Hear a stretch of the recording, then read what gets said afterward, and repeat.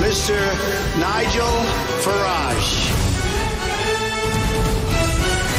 Thank you, Donald. Good evening, everybody. A very unusual press conference took place today outside the Houses of Parliament. Tory MP Sarah Wollaston and Labour backbenchers Chuka Ramuna and Luciana Berger came out to tell the press that they are withdrawing the amendment they wanted voted on next Tuesday, and this was the amendment to go for a second referendum. Here was Luciana Berger. Because the Labour leadership and front bench won't back a people's vote, there will not be a vote on a cross-party people's vote amendment next week. This is not good enough. Labour should be clearly setting out a different course, not facilitating a job-destroying Brexit. This is not good enough, says Luciana Berger. The Labour leader needs to break the promise he made to the British people in the referendum. Well, that's effectively what she's saying, isn't she? So basically, they're blaming Corbyn. They're saying because Corbyn won't go for a second referendum, they're not going to put it before the House of Commons. But it's not just on their side of the debate. It's not just Corbyn who won't back their so-called people's vote. Because interestingly today, we saw the General Secretary of Unite, Len McCluskey, very smartly dressed, walking up Downing Street, extraordinary, isn't it, to meet the Prime Minister. And here's what Len McCluskey had to say. Well, I think you've seen that the Labour Party have laid down an amendment which clearly gives us a way out of the current impasse. Whether that will be accepted or not, we'll have to wait and see, because the truth is, over the next 8 weeks, anything could happen. We could have a general election. That's the people's vote that I want. So there we go. Len McCluskey wants a general election. He's not backing a second referendum, but he is, you heard, they're backing the other amendment, which they will all now get behind, certainly on the Labour side, it seems to me, and that is the one put down primarily by Yvette Cooper, that basically says if the government can't get its deal through by the end of February, there should be an extension to Article 50. And it does, I have to say, look to me like that will now probably get through. But hey, it's a fast-moving game. But why did the second referendums, why did the People's Vote campaign decide not to put this amendment forward? Is it because they thought they'd lose next week in the House of Commons? Is it because actually they fear they might lose in the country? Is it because they're actually playing a tactical game and they realise they've only got one shot at this and they've got to get it right? So they'll back the Cooper amendment and they will bide their time. And that's really what I want to ask you tonight. You know, have they dropped it because they think they'd lose the vote? And if you think, yep, they definitely wouldn't have got it through the Commons next week, which I agree with, call 0345 6060 973. Maybe you think they're playing a clever, longer game, in which case text to 84850. And do they actually, are they beginning to think that if they did put this to the people again, that actually resistance to this is growing to the extent they might be in trouble? Please tweet your thoughts using the hashtag Farage and LBC at LBC, and of course Facebookers who watch us live can comment there too. No appetite I get on Twitter because I think they are afraid of the result of another referendum. It would expose them. Well, I was with Lord Adonis earlier on today and I said, well, what if you got your way and there was a second referendum, and even by an even bigger margin we said we wanted to leave? Would you just go on ignoring it? And we're told, oh, no, the next referendum is the one that really counts. But hey, folks, we were told that with the last one. I'm going to Liverpool to speak to John, a first-time caller. Good evening, John, and welcome to LBC. Good evening, Nigel. I'd just like to say about what you're talking about, the withdrawing the amendment today. They're just playing a long game. They've learned the lesson of the Corbyn vote of no confidence in the Prime Minister. He never had the numbers, and they're just waiting. But the Cooper and Dominic Grieve amendment next week, the precedent that it'll set, if there ever is such a thing as a second referendum, is absolutely horrendous for this country. Because the working man in the street, the man and woman in the street, wherever they are, they only have one voice in this country, and that is the little cross on a piece of paper that took hundreds of years and many, many stepping stones to get to. The moment that is destroyed, the referendum result itself becomes secondary to the vote, the sacrosanct vote. The moment that's destroyed, we're only left with the old-fashioned way of solving our disputes, and that is blood and slaughter. because there's no other way if you haven't got the vote. So you, John, you really genuinely fear that what Parliament are doing is breaking down trust in the entire democratic process? They're destroying democracy, and the oldest democracy, and this democracy in this country is looked at all over the world. Yep. If they destroy this vote and make this vote counterfeit, because that's what it'll become, the democracy is finished. You're wasting your time. But John, they think that you didn't really understand what you were voting for, and they think they're cleverer than you, and they think they're better than you, and they think they're doing this in your interests, John. Well, they would do, wouldn't they? Yeah, of course they would. It's not that they're cleverer than any of us, Nigel, but they are more powerful. That's what they are. They have the hidden hands behind the steering wheel. Yeah, they're more arrogant, John, too. They're a lot more arrogant, too. They really are. John, yeah. I share your concerns, and it's one of the reasons why, if Brexit is completely foiled by these people, we have to make sure that there are democratic organisations and parties that people can go and support, because if they don't, then you're right. If you take away from people that freedom, they will be tempted down a different and dangerous path. John, thank you for picking up the call, and wow, that was a very, very passionate thought there, wasn't it, for John? Vicky is a first-time caller from Leeds. Good evening, Vicky. Good evening, Nigel. Hello there. Now, are you a supporter of a second referendum, Vicky? Absolutely not. Right. So, are you pleased in a way that they didn't put this amendment forward to be voted on next week? Or would it have been better to get it voted down in the House of Commons? I think it's better to vote it down, because all they're doing at the moment, it's just party politics. It's nothing to do with Brexit. Yes, there's a lot of that. Politics amongst themselves, which is why they don't want to put the amendment through with fear of Corbyn.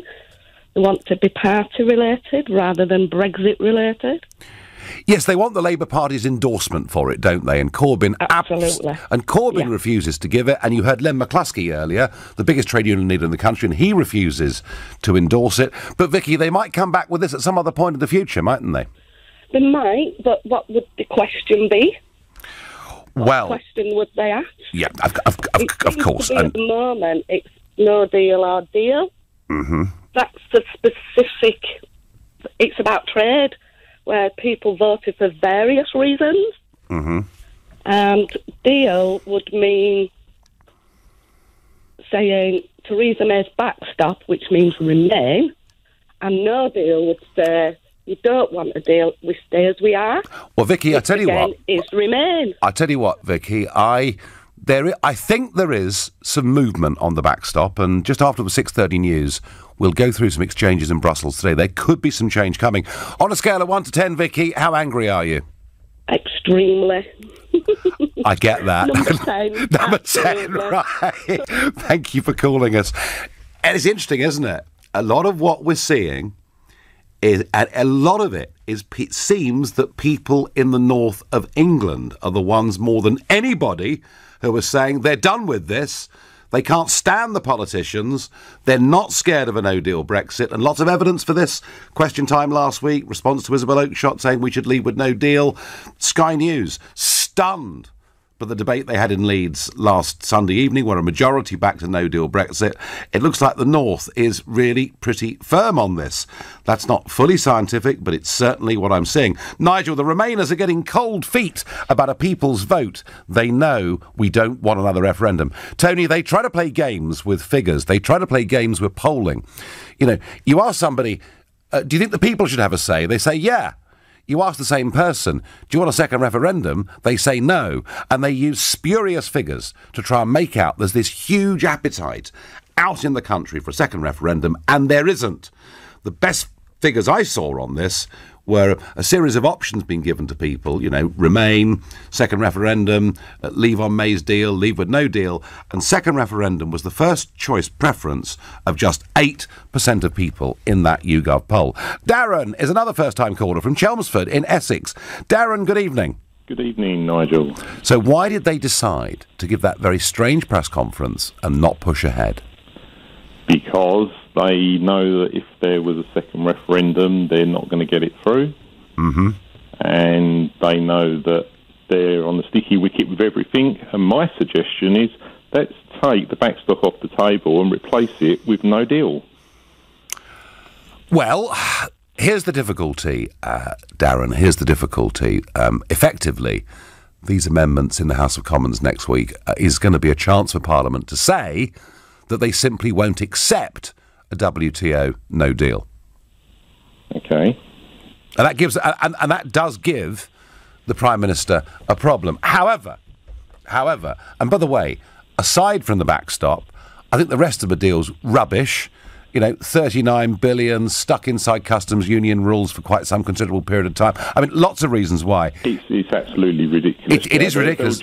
They'll just keep us in, and they'll keep playing on the deal until they get things like Gibraltar on the table and fisheries, fishing rights, and other things like that. Yeah. Why can't we make it legally binding for a vote by a politician that's made on something like this when the 498 voted for Article 50? That should be legally binding.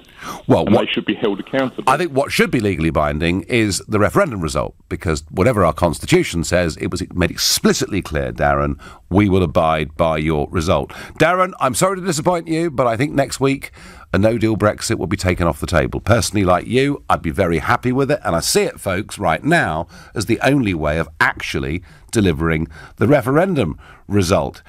Anton from Devon says it's just a temporary delay. They will wait for the deadline to come closer and then throw it in at the last minute. Anton, I don't think that the so-called People's Vote campaign have given up because they've withdrawn this amendment next week. They're biding their time, but I do think they're beginning to understand there is not much demand for this out in the country, and they also privately are beginning to think, if we did have a second referendum, we'd probably lose. You're listening to the Nigel Farage Show here on LBC. It's now 6:15. The second referendum MPs, the people's voters as they call themselves, have dropped their amendment, due to be placed before Parliament next week, because I think they knew they were going to lose it. Doesn't mean they've gone away, folks. They may be playing a tactical game, and they might for now be happy that the Yvette Cooper-Dominic Grieve amendments go through and we finish up with a gun effectively to the government's head, get your deal through, or we will extend Article 50. They will also next week, I think, take the prospect of a clean break WTO Brexit off the table, which will make a lot of people pretty angry. A lot of you very focused on this second referendum as to what the question would be, and that's something the People's Vote campaign have never really been able, to put forward anything where they've got any sense of unity. I mean, Jim from Merseyside says if we have a second vote, it's got to be the deal or a WTO clean break. We can't have Remain. We've already voted on that one. A lot of you do come through and say this. In my view, Labour will destroy their own party and lose their core support if they back a second referendum. Absolutely, Andrew in Bristol. And that, I think, is what Corbyn is aware of. It isn't just that Corbyn has been a Eurosceptic all of his life. He realises the massive damage this would do the Labour Party in South Wales, the Midlands and the north of England. If there ever is another referendum, there should not be an option to Remain. We've already voted on that. Yeah, there are lots of you saying the same thing. Roger is a first-time caller from Croydon. Welcome, Roger. Good evening. So do you think that this People's Vote campaign, this Blairite People's Vote campaign, are on the back foot a little bit? I think so. I think they've got frightened now, and I think if they went for it and there was a general election later, they'd take a hammering for it. Yes, and that's why Corbyn won't support it. Yeah. Yes, I believe so. He just wants to be Prime Minister. Yeah, well, there are a few people out there that want to be that, I think, Roger, but and that seems to matter to them more than getting Brexit done properly. No, I think Corbyn electorally probably has been quite wise in resisting this.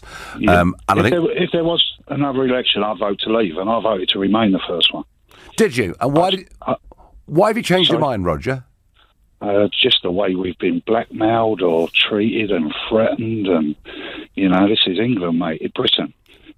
Stand up for ourselves. So, Mr. Barnier... Tell them where to stick it if they might. And some people, some of the people, like companies today, Airbus, threatening us. Yeah. Who support Europe so much. I go to China quite a lot, and I'm staying in Tianjin for the Chinese New Year. Go there quite often. Yeah. And if you saw the Airbus factory there, it's huge. That's how much they support the EU. Well, yeah, and this same argument. Cheap labour. Yeah, well, and also it's a global economy, Roger. I mean, I know that James Dyson, and I spoke about him a couple of nights ago, James Dyson, is concentrating more of his business in Singapore. But then I read today only 4% of Dyson's global sales are in the UK. And that's the other point, Roger, but I would make to you about Brexit, is that there's a massive transfer in the world of power and money from west to east going on, and being stuck inside the European Union does not make us flexible enough to deal with it. Roger, thank you. And Roger thinks they're losing their bottle. What does Steve, a first-time caller from Southport, think? Good evening, Steve. Hi, Rog. Well, they're all playing party politics, aren't they? All pulling Brexit in a different direction. But here's the thing. If we have to have another referendum, that means 17.4 million of us are political prisoners in our own country. If we don't leave on the 29th of March, 17.4 million people automatically become political prisoners of the Remain establishment. And that can't be right. We shouldn't have to beg for Brexit. We won it fair and square. Now, it should just be happening. Well, you know what Steve, I mean? We should not have to beg for it. Steve, I agree with you. But it isn't just the fault of the Remain establishment. It's also the fault of this government, isn't it? Who told us they deliver on this, so they haven't got very far, have they? Well, because Theresa May is an establishment patsy, a willing patsy, put there to take the hit of not delivering Brexit. Her whole prime ministerial career is to be sacrificed on the altar of not delivering Brexit. But you know what the big problem is now? She hasn't thought what's going to happen next. What happens if what you politely call civil unrest? What happens if the Brexit riots break out? As the first chap from Liverpool touched on. And do you believe... Steve, let me ask you, do you genuinely think that will happen? I mean, it has happened before in British history, but not that often. Well, I don't want it to happen, but I'm concerned it could happen. If we don't leave, 17.4 million people, some of them will consider themselves freedom fighters, because we'll all be political prisoners. The most amount of people that have ever voted on anything ever will become political prisoners, and some of them will turn freedom fighters. Well, Steve, all I can say is if we do come to that, if that betrayal becomes complete, I'm going to do my best to make sure they have democratic ways of expressing that outrage and getting their own back. Steve, thank you. Lots and lots of passion here. And I'm being told off here. Nigel, stop calling it the people's vote. It's the second referendum. I do always say the so-called people's vote. I do my best, but hey, there we are.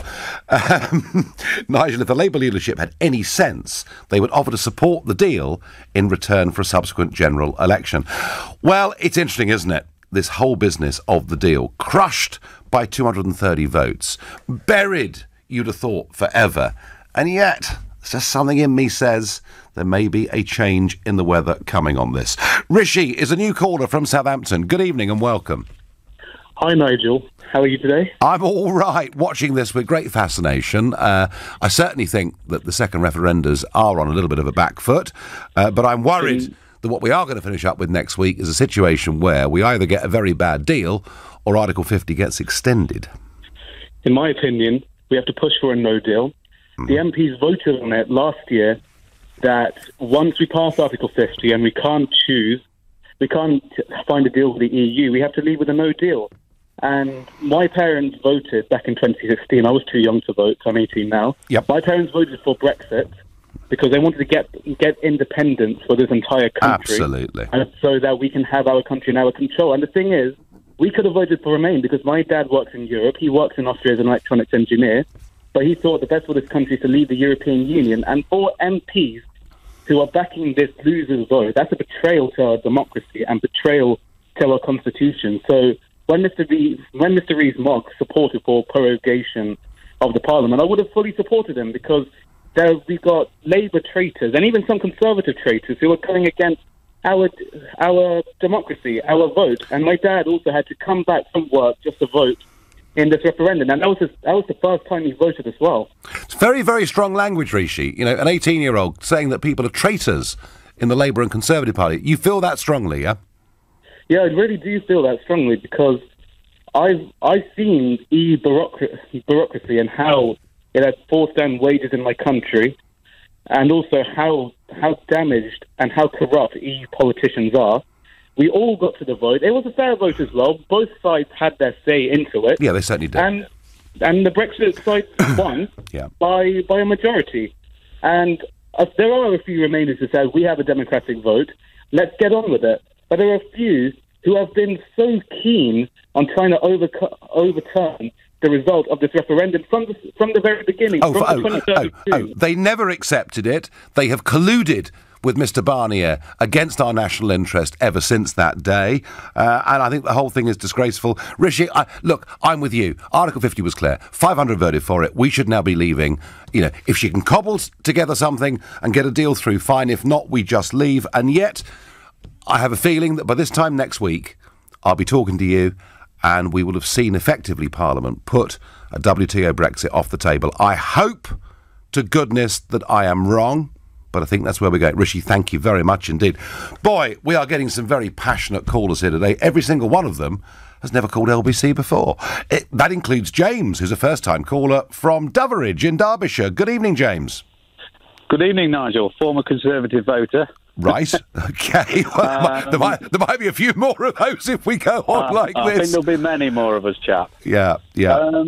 Basically, I think Jeremy Corbyn's playing a very dangerous game because I think he's been so wishy-washy over everything. Whichever way it goes, they just won't be held accountable to anything. Do you not think, in a way, James, that maybe Corbyn is one of Brexit's biggest friends? I mean, he's got a parliamentary party and now a membership who are pretty fanatical about the EU for reasons that are completely beyond me, but hey. And he's holding the Blairites back. But he's been resisting them, hasn't he? Yeah, he's holding the Blairites back. Actually, the biggest threat to Brexit is probably not the Labour Party. I think it's more the Conservative Party. Well, there's too many backstabbers within that party. Well, the trouble with the Conservative Party, James, on Europe is that you just can't trust the Tories because they say one thing at elections and then do another. And Mrs May, I think, has been more guilty of that than any Conservative leader I can remember in my lifetime. She's not had the leadership. Unfortunately, Jacob Rees-Mogg isn't in charge. Boris swings, but Boris goes whichever way the wind blows. She's just a weak leader. Well, I don't know. Boris has committed to Brexit and he is backing it pretty hard. James, just tell me, where do you think this all ends? Where do I think it ends? I do think they'll extend Article 50.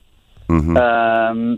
I think they'll try and push us into remaining. I don't think there will be a second referendum because there'll be hell up. Mm-hmm. And whether we'll get a no-deal Brexit or a good deal at the 11th hour, I don't think we will get a bad deal, actually. I think it will just be voted against. And next time general election comes, and I'll be voting for you. All right. Thank you, James, if I'm there. And by the way, Jacob Rees-Mogg, of course, will be broadcasting on LBC tomorrow night between 6 and 7 p.m. You're listening to the Nigel Farage Show here on LBC at 6:30. And for sports fans, it is Calypso Clapso for the England cricket team in the first Test match in Barbados. We've just been bowled out for 77.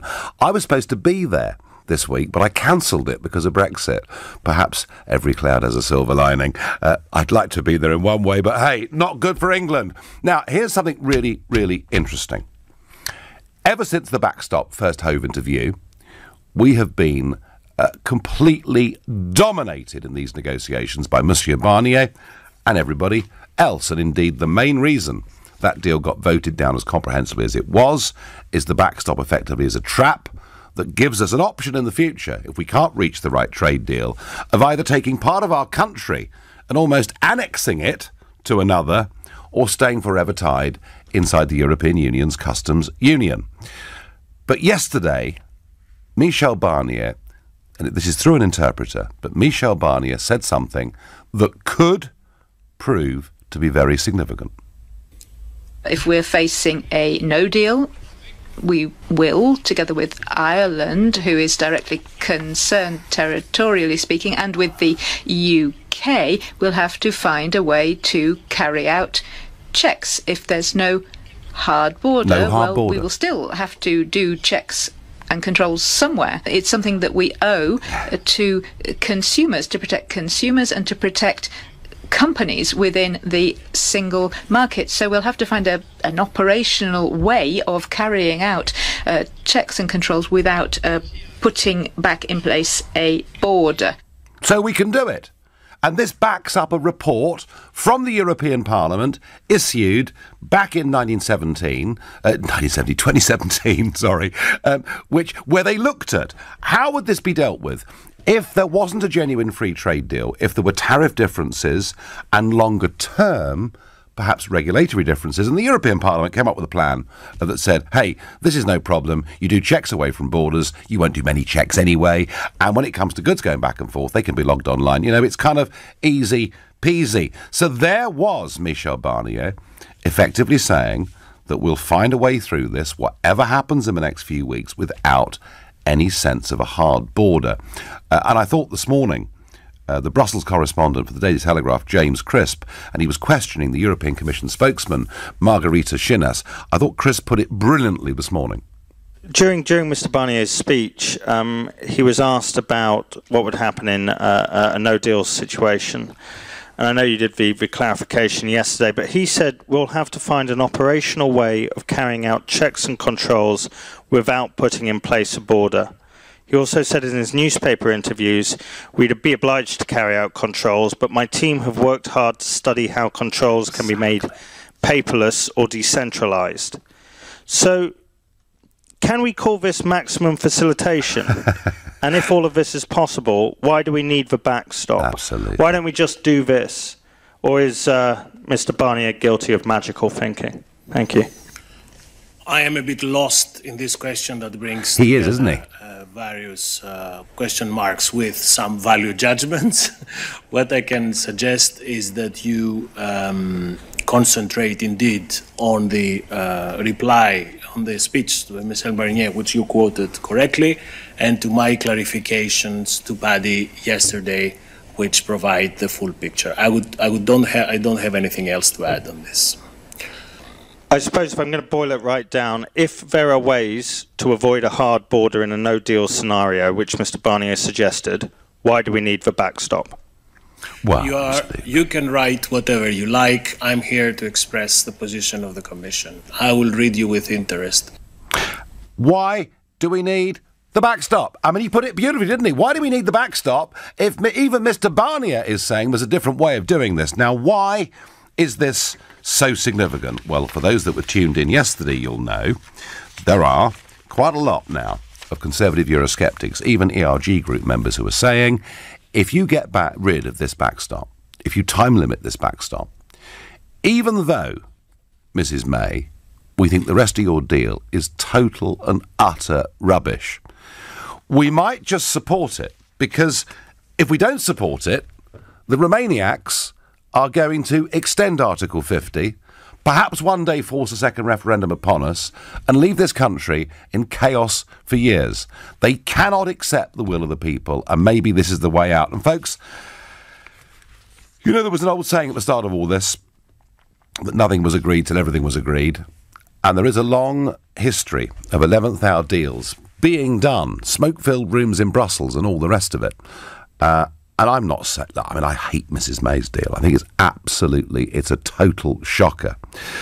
But of course, even if this deal did go through, of course, it would then go in March to Strasbourg. It would then go for approval by the European Parliament. Mr. Verhofstadt has angrily replied, saying that we'll veto it in the European Parliament unless the backstop's there. But you know something? Mr. Verhofstadt, at the end of the day, isn't really quite as important as he thinks he is. It could be a political deal, political stitch-up, call it what you will, but it could be we've come a little bit closer to that today, and that Mr. Barnier has given us a pretty big clue. Back to the so-called People's Vote campaign and them dropping their amendment to push for a second referendum. Did they think they would lose in the House of Commons? Yes. Are they beginning to get worried they might lose in the country? I think they just might be. Steve is a first-time caller from Finchley. Good evening, Steve. Hi, Nigel. How are you? I am well. Now, I'm sensing from that accent that the backstop could be an issue you're going to talk about. Well, it is certainly, and I mean, I've been involved in trading for a number of years, both when I lived in Ireland, also when I lived in England, and indeed over in various countries throughout the EU. And what astonishes me is that people cannot quite clearly see that the only reason the backstop is actually in the agreement, as it's called, is simply there to give the EU a big whipping stick for us, so that they can get whatever they don't have now, and keep us tied into the EU until they and get everything they want. Yes, in terms of an issue, Steve, it's not much more than a hoax, the whole thing, and I've thought that for a long time. But let me ask you, Steve, if you can see it, and I can see it, why on earth, on the 8th of December 2017, did Mrs May sign up to it? This is the question that it makes you doubt her real motivation, and makes the whole agreement look to me like it is I suppose let's call it a conspiracy, for want of another word, to actually keep us in the EU long term. Is it really possible that a British Prime Minister set out, and you're the second caller tonight to hint this, is it really possible that a British Prime Minister set out to deceive the British people right from the start of her premiership? I would say yes, and given what we're seeing from her other colleagues, for example, Mr. Hammond today, who's basically trying to manipulate the press to basically tell us that leaving with no deal is actually a betrayal of the referendum. His words, not mine, obviously. I can't see that really being very truthful either. Steve, I hate conspiracy theory, and I hate this idea there's some big establishment plot and they've deceived us from the start, and that actually this government was never committed to it and didn't mean what it said at the general election. But when you look at the evidence, Steve, I'm with you. There's room to worry. And tell me, Steve, from your experience of living in Ireland, you know, whether we have a tariff-free deal or not, are you confident things would operate on that border smoothly? Oh, of course. Not just in the Irish border, but probably into across the EU and into many, many other countries throughout the world. I share your confidence. Thank you, Steve. Great call. Very interesting, actually. Quite a lot of you really, really, genuinely doubting the motives of the British Prime Minister. It's a pretty extraordinary state of affairs, but that is where we've got to. If the Northern Irish border is no longer a problem, why can't we just get a Canada Plus deal, says Marcus from Canary Wharf. Because, Marcus, we've never asked for it.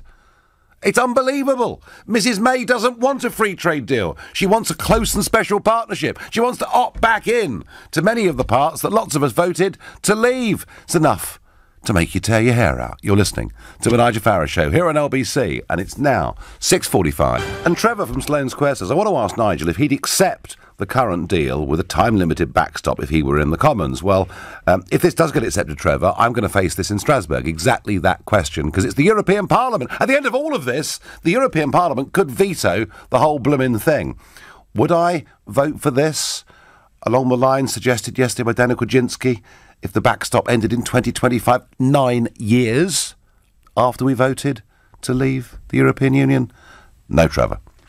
Now, Airbus, you've heard that name before. It often crops up when we're having debates about whether we should join the euro or whether we should vote Brexit or what we should do in the current circumstance. And before I say the rest of this, please do bear in mind that Airbus itself has been the receiver of very large EU subsidies over many, many years. But the head of Airbus tore into the government's handling of Brexit and said it was a disgrace, warning the company could pull out of the UK if its ability to compete on the global stage is harmed by a no-deal departure. Tom Enders, the chief executive, said a no-deal Brexit could force Airbus, which employs 14,000 people in the UK, with connected supply chains all over Europe, and they may have to make potentially very harmful decisions about their UK operations. Airbus senior vice president in the UK, Catherine Bennett, was then questioned about her motives for going public with the no-deal warning. This is interesting. Operates an integrated way across Europe. It's so important that we put the facts on the table, and our CEO felt it was time, particularly this week, to get more information out there and exactly say how he felt. Did the UK government put you up to this? No, the government didn't. I mean, the government have been talking to us and other industry representatives all the time, of course, and we've given them lots of information about the potential impacts, but they did say, could you make sure that you make clear the potential impact of a no deal, and we're happy to do that, because no deal is potentially going to be catastrophic for us. I mean, it's just outrageous, isn't it? Once again, the same old thing. Just as Cameron gave Obama that line. Tell him that they'll be at the back of the queue, and Obama spouts it out. And here we've got, a senior vice president of Airbus admitting that the government asked them to go on and rubbish a no deal. So any of you that believe in Theresa May and that she wants a clean Brexit will realise next week why, when the House of Commons votes to stop a WTO Brexit, she will gleefully accept it. It is outrageous. Whose side are this government on? It's a hell of a question, isn't it? Now, back to the people's vote, who have backed away a bit today. Have they done it for strategic reasons, or are they actually in a bit of trouble with their campaign? Phil is a first-time caller from Finchley. Welcome, Phil. Oh, good evening, Nigel. Hi. I'm one of those that I think you probably might call one of the maniacs. I did vote to leave with my wife in 2016. My 3 kids voted Remain. We voted Leave. But we changed our minds. And it's interesting because I've been listening to you on the show talking about the 17.4 million, and I'm one of them, and all the rest of it. I'm proud I voted Leave, and I'm pleased I voted Leave. But I think I voted Leave in a kind of, I don't know, someone put it the other day, in a kind of democracy in darkness. I mean, I didn't know what I know now. And it's not just... What about the European Army, Phil, you mean, and things like that? The European Army, for me, you know and I know, I didn't know, but I now know, that if a European Army was to be created, it can only be done by unanimity. And I didn't know what unanimity was, but it can only be agreed upon if 28 member states agree. It's the same thing with immigration. Where I work, a good number of people voted to leave, but when we look at it in terms of where immigration is controlling our borders, I didn't know that we controlled our borders for non-EU citizens. I didn't know that. Call me stupid, call me a maniac. And we did it. And we did it when Theresa May was Home Secretary very badly. Phil, all right, look, whatever the reasons you changed your mind, and we get people coming on with both sides of this argument, obviously, Remainers that now feel the other way, etc. But Phil, do you support the campaign for a second referendum? I support staying in and reforming it. I think now where I've got to, look, and I thank you for this, because you've taken me to the net, you've taken me to conversations that I would never, ever, ever have gone into. But I have done. I've asked questions, I've been to meetings, I went to one meeting, which was the Leavers all getting together, and I came out despondent because people started asking questions that I thought I knew the answer to, and I don't. And I'm not being rude or anything else. But how are you going to reform it, Phil, when just this week we had an attempt at reform by Macron and Merkel, who want to centralise... Their use of the word reform is to centralise it even more deeply. Elections, which I didn't know much about, there's been a swing... A large number of people voted to leave, and there's growing armies of people throughout Europe that worry about the free movement of people. And from what I can gather, there's a growing consensus that has to be changed within Europe. You change that. You change the process of free movement, and I can guarantee you one thing, Nigel, if there was a second vote, I would vote Remain, because that was the key issue for my wife and me, not my kids. I have to say it hasn't changed. Phil, listen, it's a separate debate. It hasn't changed. But do you... So let me ask you one more time. Do you support a second referendum? Because now I'm more enlightened. I can. Do you support a second referendum? I didn't know about. Do you? Oh, okay, Phil. 3 strikes and you're out. One more try. Do you support a second referendum? I do now. Thank you. Why do you think that your guys withdrew the amendment today? They're not my guys. They're nothing to do with me. All right. I have no relationship to these people. I voted Leave. I voted Leave for good reasons. I didn't believe in the European experiment.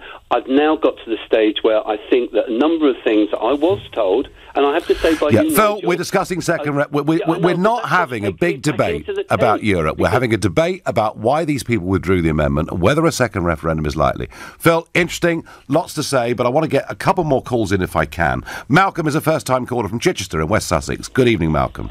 Hello. So, they've withdrawn it. Are they beginning to get on the back foot slightly, or are they just biding their time? I'm hoping they've withdrawn that idea of a second referendum. I really do. There's so many people that I hear on your show and other shows, especially that other guy that's... Brian, is it? The one after you? Not after me, no. It's Dale after me. He's all right, generally, I promise you. The Brian one, anyway. He's. I've listened to some people coming on there. I mean, he seems to pick the people that really do not understand what they're being told, and it's basic propaganda. I mean, you could say that the continental quilt's not going to work after Brexit, and a lot of people will believe it. You know, it's just ridiculous. I mean, the customs arrangements and what have you, it's still going to flow. Why are they believing it? Malcolm, you know, I'm very struck that once again the president of the Port of Calais has said there will be no delays, even with a no-deal Brexit, and still they say it could be catastrophe and drugs won't get in and millions could die. But Malcolm, you know, do you think? I mean, are people becoming more scared by this, or are they more accepting now, perhaps, that we're going to leave? There is a great percentage of people that are getting scared of this, and they are going to try and be on the side of safety. But it's just, you know, people like yourselves and Jacob, etc. They've got to get back onto that media, and they've got to put it out there to have faith and stand fast, because that's what British people have always done. Well, let's hope they do it again. Malcolm, thank you. And I get asked here on Twitter, hey, Nigel, did Canada pay $39 billion for their free trade deal? No, they didn't. They didn't pay a penny piece. They don't have to accept judgments of the European Court of Justice. They don't have to accept the free movement of people. But the problem is, Mrs May never wanted a free trade deal. She wanted a close and special relationship, and that really is part of the problem. And David from Acton says, so we can sacrifice the backstop. It'll all prove to be a red herring to take attention off this terrible deal. And David, there are lots of MPs lining up ready to accept this terrible deal if the backstop goes. I think what you've seen from Barnier is significant.